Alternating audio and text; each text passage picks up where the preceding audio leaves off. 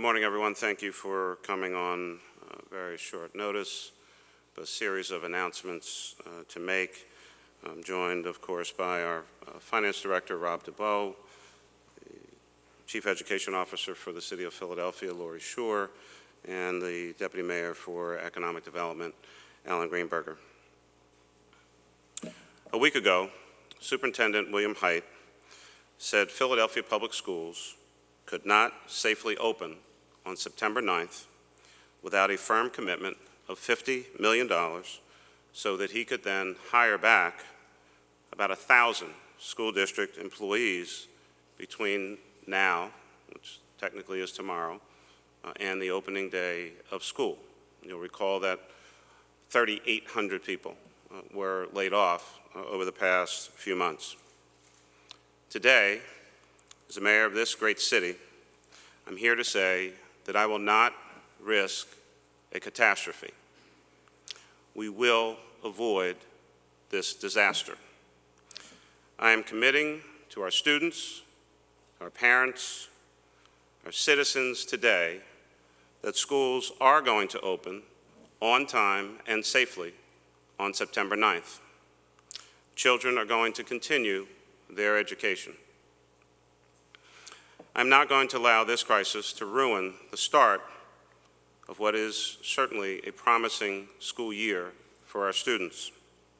And it's clear to me that even a majority of members of Philadelphia City Council, even with many different ideas being discussed, want the same one thing: that schools open on time and safely. Therefore, I am taking executive action today on behalf of our city to end this current crisis and uncertainty. There are a number of ways, of course, to try to accomplish this goal: a borrowing, a grant, a loan, or even the purchase of school buildings or school tax liens. Each has its own requirements, complications, and challenges. I have evaluated all of those options and their respective impact on the city's finances. And as a result of those evaluations, I am today directing the City Finance Director, the City Treasurer, and the City Budget Director to begin immediately to taking the steps necessary to conduct a city borrowing on behalf of the School District of Philadelphia in the amount of $50 million. I believe that this mechanism is, in fact, the best way to immediately get the needed dollars that Dr. Hite has outlined to the school district with virtually no financial impact on our city. If City Council approves a sales tax bill that is consistent with what has been approved in Harrisburg or any other legislation, it will give the city access to $15 million to cover the cost of this borrowing.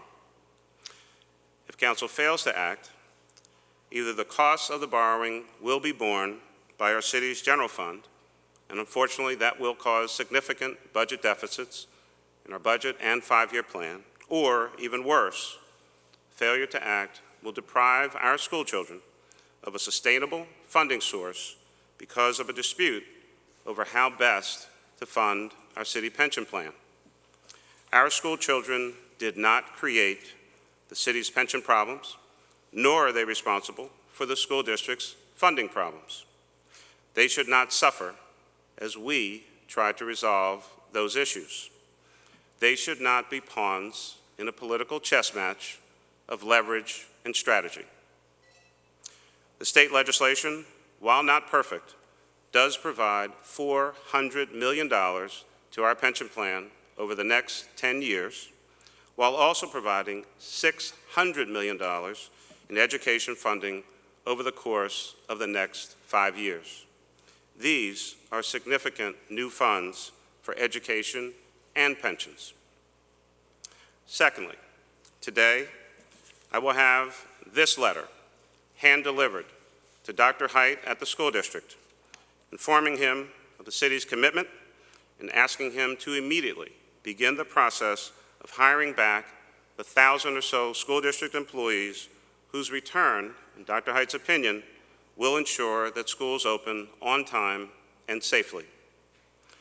Third, today we will also hand deliver to Philadelphia City Council and the Chief Clerk proposed legislation to implement the sales tax extension consistent with what was done in Harrisburg. This legislation will also include language that if the General Assembly changes the distribution of sales tax revenue to an equal split between the city pension fund and the school district, then that too would be authorized by council upon the passage of that particular piece of legislation. And I agree that the sales tax should be split between the city's pension fund and the school district if the cigarette tax is also enacted at the same time. The bottom line is that we need to take action now and make commitments now in order to avoid chaos. I will continue to work with Council President Clark and members of City Council to take the necessary steps to support our school district in the short term while we all work with the state legislators and our governor on a long-term, stable, and recurring financial plan for funding education for our young people. And so I'm also calling upon all elected officials, school advocates, the business community, our religious community, our parents, and anyone concerned about the city's future and its economic well-being to work together with cities and towns all across the Commonwealth of Pennsylvania on developing a new education funding formula that takes into account the student population and their needs and challenges. Pennsylvania needs to join the other 47 states of the United States of America that use such a student-based funding formula to fund public education. Let this effort be the cause that unites us across our great Commonwealth. I believe this cause is a significant part of what quality education is all about. And if we're successful, it's this kind of long-lasting work of which we can all be very proud. But let me be very clear at this moment. My message today is focused on tomorrow's deadline and on September 9th. We are taking these actions because Philadelphia children and their parents and their hopes for a brighter future are not going to be shattered by indecision, fear, or doubt. And as mayor, it is my duty to keep Philadelphia on track and moving forward, and that's what I'm going to do today. On Monday morning, September 9th, I expect that we'll all be ringing school bells at schools across the city with Philadelphia school children, their teachers, administrators, and other staff. We're going to kick off a great year of enrichment and discovery on that day. And to the parents of Philadelphia school children, I've heard you clearly, and I understand your concerns, and that's why I'm taking this action today on behalf of our children. Young minds are preparing for greatness in our grand and beloved city. We must meet our challenges head on, and that is our pathway forward. I anticipate that day, and with today's commitment, we'll have the necessary funding and staff safe and ready to go for the first day of school on September 9th. Thank you. Please answer any questions from the news media.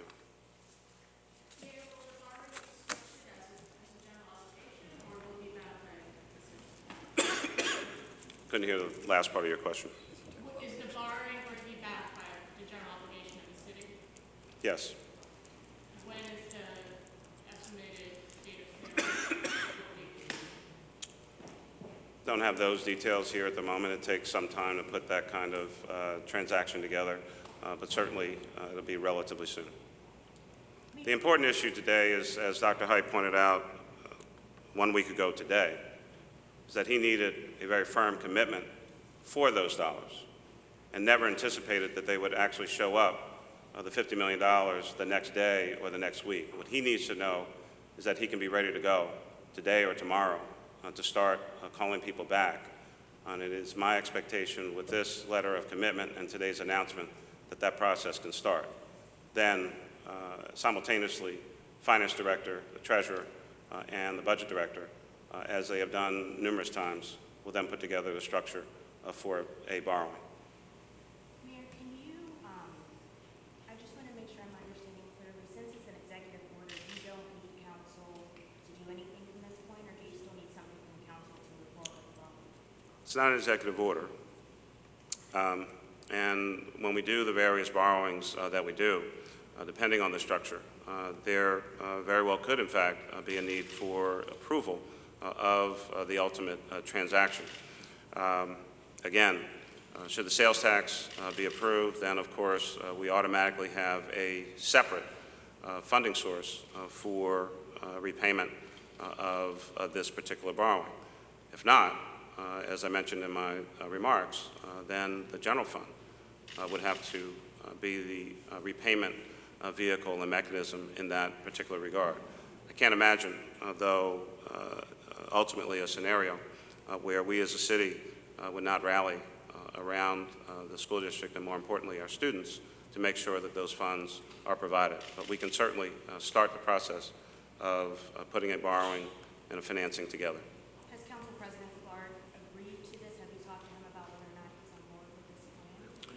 We've had past conversations about, I mean, today's announcement, I think, is pretty consistent with what I've been talking about for the last couple weeks, both publicly and privately. And we'll have further conversation about any of the details.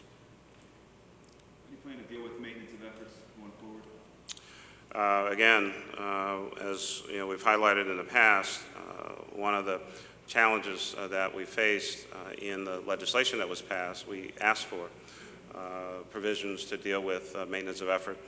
We do believe, though, that we can structure a transaction that would not necessarily trigger that particular provision, but it does represent one of the challenges that we've known for some time. Again, in the legislation passed in Harrisburg, it would have been tremendously helpful if that provision had been included as we had asked. Can you give any details about how you can structure that to avoid that? I'm going to leave that to the finance folks. They will figure that out. To be determined then? Yeah. Mr. Mayor, did you choose an executive order because the council couldn't choose just one plan for the council? Again, I think language does really matter, and words have meanings. I did not say anything about issuing an executive order. I did in my remarks say I was taking executive action. That's what I do. But there is no executive order. The issue is, last Thursday, Dr. Hite at the school district, I think, was crystal clear about the need, set a date, and that date is tomorrow. And as I mentioned in my comments, there are any number of ideas that are floating around. And they'll all be subject of, I'm sure, continued discussion. The one thing that most of the folks that I talk to are not debating is that we principally and fundamentally agree that we want schools to open on time and safely. This, in my opinion, is the most straightforward path to that, and we need to give Dr. Hite the assurances that he asked for last week in order to start that hiring process in the weeks ahead. And so I think we're at crunch time, we're at that moment, and it's time to take action. We've been talking a lot, we'll continue to talk a lot, but it was my view that we need to remove the doubt and the uncertainty for children and parents, for those who are going to get called back, many of whom may have already sought other jobs as they've already been laid off. We need to bring this to some level of certainty and resolution. School is scheduled to open 25 days from today. It's time for action. Have you informed the council leadership of what you're doing right now, and what reaction have you gotten from them? I've talked to a number of members over the past couple days, and certainly they're well aware of the consistent position that I've taken on this issue, and I'm certain that they're clear in their knowledge that this kind of action is possible. I've been very, I think, straightforward and clear about my concern with regard to schools opening on time and safely. And we have talked about any number of, again, different ideas. this idea, which really was not my idea, but comes as a result of the state legislation. What I announced today, I think, is very consistent with what I've been talking about for the last couple of weeks. There should be no surprise here. Mayor, does this open up the door for council to pass the sales tax extension the way Clark was talking about it, and then they have like 10 months of the fiscal year to go to Harrisburg to open up the enabling legislation, which I understand has to be opened up anyways because they're right now the way it's structured is they're paying the borrower back after the school and they switch that anyways. So. I think we're all generally in agreement that some amount of amendment, if you will, would provide some clarity and make things that much more certain with regard to the legislation. But the short answer to your question is yes. Passage of the sales tax now ensures that the provisions and the powers that we were given can be immediately accessed. And I've stated consistently that I will join and have been joined in the fight to have a different split. But again, as my remark said, the even split only works, certainly for the school district, if the cigarette tax is passed at the same time. Otherwise, in a pure split without the cigarette tax, the school district actually loses money based on how the legislation was passed a couple months ago. So really, you need both hand in hand to make sure that they're maintained whole in that kind of change. Mike? Mayor, could you clarify the options that you would have to fund the $50 million if the sales tax extension is not passed? Is it simply taking it out of the surplus? How long-term borrowing are we looking at? I think we're presently anticipating a 4-year term on a borrowing. And I mean, I was going to answer your question one way, but you added on the last piece. If, as I mentioned in my remarks, if the sales tax extension was not passed, then of course we don't have access to the $15 million that is specifically designated in the state legislation to use as debt service on that borrowing. In that scenario, without access to the $15 million, if the sales tax is not enacted here locally, then those borrowing costs would be borne by the city's general fund, and we would then have to absorb those costs, and that would lead to certainly deficits in our 5-year plan, which we would have to take other actions to resolve. But can you clarify that the current surplus is at what level, and couldn't that be tapped into? Do you mean the fund balance? The fund balance? I'll certainly turn more of that over to Rob. I know there's been a lot of highlight to that. I think, unfortunately, what has been missed is many of the components of the fund balance. If you look at the rest of the plan, you will see that those numbers drop significantly going into the next fiscal year, and certainly 15, 16, 17, and 18 for a variety of reasons. One, we made the announcement, as you well know, yesterday that we are not going to appeal the court order that we received last Wednesday, I believe, with regard to firefighter health care costs. Second, we have built in additional dollars to anticipate other contracts and their anticipated costs. And, of course, the cost of government in many areas does continue to go up, whether it's to cover increases in contract salaries or other areas. So I know it looks like a big number, but if you look at the rest of the plan, not just the 1 year, I think you see some pretty significant drops over that time, which that fund balance is used to pay for a variety of other government obligations. So just to put a little more detail, if you look at the plan, the low point comes, I think it's in FY16, and we're down into the 20 million range, a little above 20 million. That probably will be a little higher based on what happens in FY13, not high enough to keep us positive throughout the plan. And, we have to be balanced all 5 years.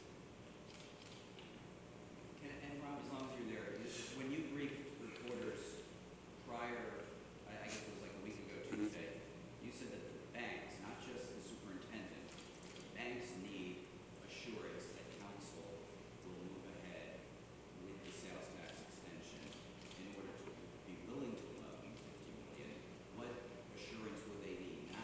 Well, the assurance we're giving now is that if the sales tax doesn't come in, the general fund will pay.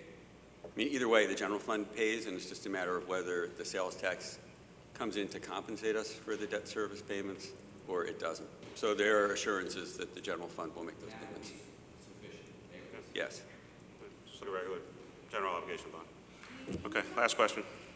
Real quick, can you talk about the long-term impact on the school district if for whatever reason you can't get this proposal, this plan through city council? Because it sounds like you're saying that you would probably have to go into the operating to get, to make this go through if you can't get the sales tax extension through and the cigarette tax and all of that. So what's the long-term impact on the district if that doesn't work? Well, again, I think that, as much as there's been focus on these funding issues, I do need to point out that there is one other significant aspect to helping to fund the schools and recover from a $304 million deficit. Again, it seems to, kind of get lost in the conversation. So let's go back very, very quickly. $304 million deficit, the superintendent laid out a plan that asked for $60 million from the city, $120 million from the state, and about $133 million in savings through the course of contract negotiations. That's a significant number in and of itself. And as much as there's been, focus on whether it's $45 million from the state or this $50 million that we're authorized to borrow by state legislation, we should not lose focus on the fact that over $100 million just to stabilize the school district's finances is also dependent on what comes out of those contract negotiations. Every one of these pieces is critical to the long-term stability of the district, but they all need to work together. They have to come together fairly well at the same time, or at least the assurance of many of these components. So, at the moment, I'm not going to speculate on, with regard to the proposed borrowing, who's going to pay what or how that gets paid. The issue for the moment is to make the commitment to get the $50 million over to the district as quickly as possible, to enable Dr. Hite and his team to hire folks back so that we can stay focused on the most immediate issue in front of us, which is opening schools on time and safely on September 9th, which is 25 days from today. Many of these other issues and matters, and kind of going back to another question that was asked earlier, will get dealt with in the course of the fall or during the course of the fiscal year. I think what is certainly paramount for me, I know it is for parents and students and teachers, is that school is scheduled to open in 25 days, and we want to make sure that it opens on time and safely. And that's where the focus is at the moment. So, thank you all very much.